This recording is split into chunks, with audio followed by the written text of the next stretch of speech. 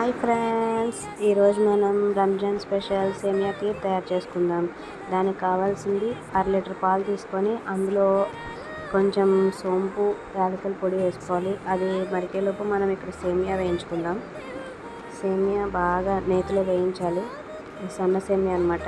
ఈలోపు పాలు మరిగిన పాలల్లో ఆ వేయించిన సేమియాని కొద్ది కొద్దిగా కలుపుకుంటూ వేసుకోవాలి. చూస్తున్నారు కదా, అక్కడ ఎలా వేస్తున్నారు, అలా కలుపుతూ వేసుకోవాలి, లేకపోతే ఉండలు కట్టేస్తుంది. చూడండి, అలా బాగా కలుపుతూ వేసుకోవాలి. కొంచెం సేపు ఉడకనివ్వాలి పాలల్లో. కొంచెం సేపు ఉడికేంత వరకు కలుపుతూ ఉండాలి, లేకపోతే అడుగంటేస్తుంది. తర్వాత తగినంత పంచదార కూడా వేసి కలుపుకొని బాగా తొందరగా కలుస్తుంది.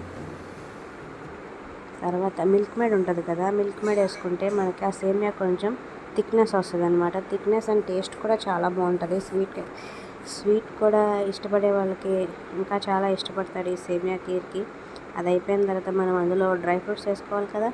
దానికి తగ్గట్టు మనం మీకు నచ్చినంత నెయ్యి వేసుకొని అందులో మీకు కావాల్సిన డ్రై ఫ్రూట్, జీడిపప్పు, బాదం, పిస్తా, మీకు నచ్చినవి అన్నీ వేసుకొని బాగా ఎర్రగా వేయించుకొని కొంచెం చల్లారిన సేమియాలో ఆ డ్రై ఫ్రూట్స్ వేసేయడమే. అంతే, ఎంతో రుచికరమైన రంజాన్ స్పెషల్ సేమియా కీర్ రెడీ.